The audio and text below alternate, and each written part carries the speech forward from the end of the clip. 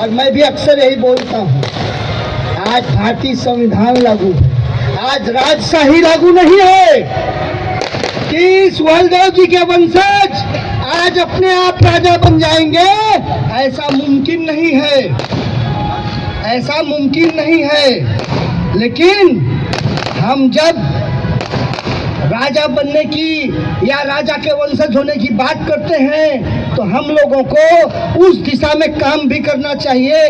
आज की परिस्थिति के अनुसार आज हम तलवार और भाले के भरोसे, महाराजा सुहेलदेव जी का फोटो आप लोग देखते होंगे, घोड़े पे सवार होके भाला लेके।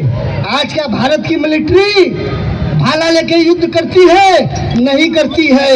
आज तोप की बारी है, तमाम तरह के नए आधुनिक अत्याधुनिक हथियार आ गए हैं भारतीय सेना के पास।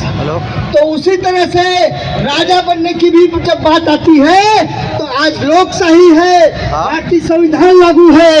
और भारतीय संविधान डॉक्टर बाबा साहेब अम्बेडकर ने जो देश को भारत का संविधान दिया, उस संविधान के जरिए बाबा साहेब अम्बेडकर ने हम लोगों को इस देश में समता का अधिकार दिया, शिक्षा का अधिकार दिया, साथ ही साथ हमें वोट का अधिकार दिया। हम लोग, मैं राजनीतिक बात नहीं करूंगा, किसी राजनीतिक पार्टी पर टिप्पणी नहीं करूंगा, लेकिन हमारे बीच में यहाँ एक दो नेता आए भी थे, आने वाले भी हैं। राजा बनने की जब बात आती है तो आजकल वही है ना, जो सांसद बनेगा, विधायक बनेगा, मंत्री बनेगा, नगर सेवक बनेगा। आज की भाषा में जनता का प्रतिनिधि ही जनता का राजा है। अब हम मुंबई में इतनी तमाम भीड़, हम इतने राजभर लोग आज यहाँ बैठे हैं।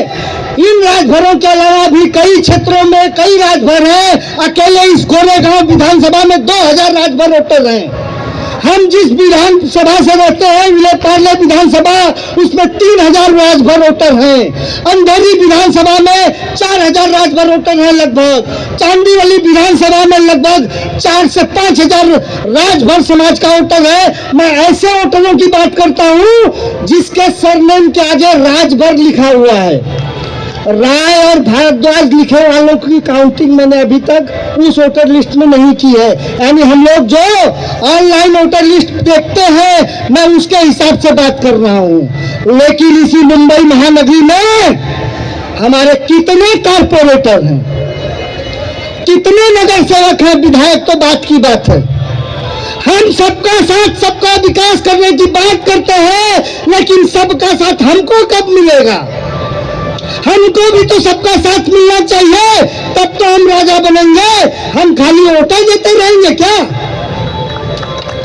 हम लोग सिर्फ वोट देते रहेंगे तो सिर्फ और सिर्फ पहरेदार बन के रह जाएंगे।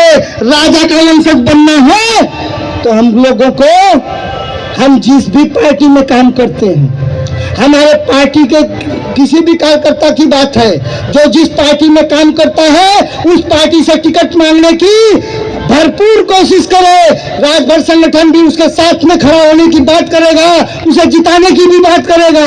हम पार्टी की बात नहीं कर रहे हैं, हम बात कर रहे हैं राजनीतिक पहचान बनाने की। आज हमारे लोग हमारी इस एकता को देख के सोचते हैं कि ये अच्छा वोट बैंक है, तो हमें सिर्फ वोट बैंक नहीं बन के रहना चाहिए, हमें वोट लेने वाला भी बनना चाहिए।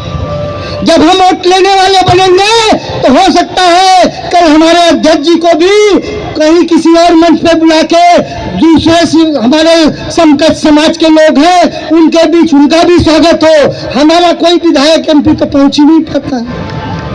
मुंबई में हम हैं तो हमारे लोगों को भी मिलना चाहिए और उसके लिए कोशिश हमें और आपको करनी है, तब हम राजा बनेंगे। लेकिन राजा बनने के लिए दूसरी एक और चीज है।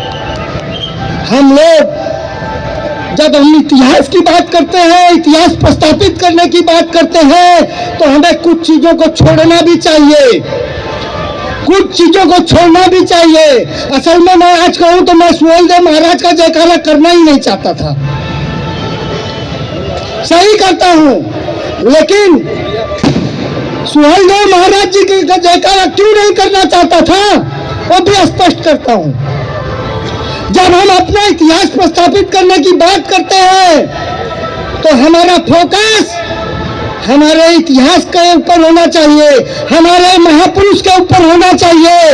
महाराजा सुहेलदेव की जब हम बात करते हैं तो मैं कह रहा हूं कि अगर सुहेलदेव जी को पकड़ना है तो भले उनके जन्मदिन पे, उनकी जयंती पे किसी का भी कुछ है, किसी का भी कुछ है, उसे साइड में रखना चाहिए। हमें हमारे वाले की प्रस्थापना करनी है, तब हमारा इतिहास बनेगा। अगर सुहेलदेव जी के साथ में किसी और को जोड़ के हम करते रहेंगे तो हमारी चीज गौड़ हो जाएगी। यही इसी तरह से तो हमारा इतिहास गुम हुआ है पहले भी।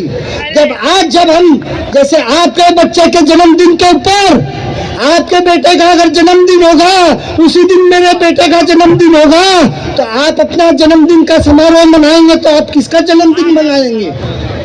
आप अपने बेटे का जन्मदिन मनाएंगे कि मेरे बेटे का जन्मदिन मनाएंगे?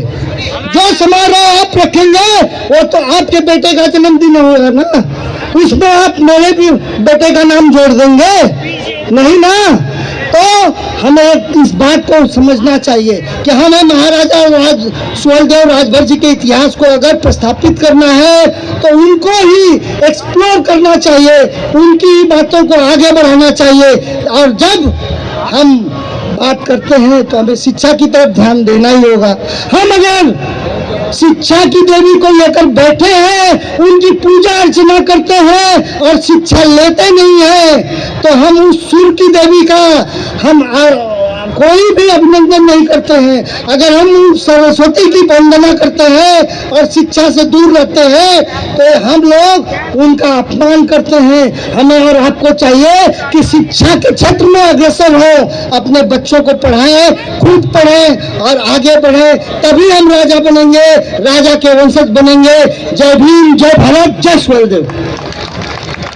अगर आप चैनल पे नए हो तो चैनल को सब्सक्राइब करना ना भूले। वीडियो को ज़्यादा से ज़्यादा शेयर कीजिए।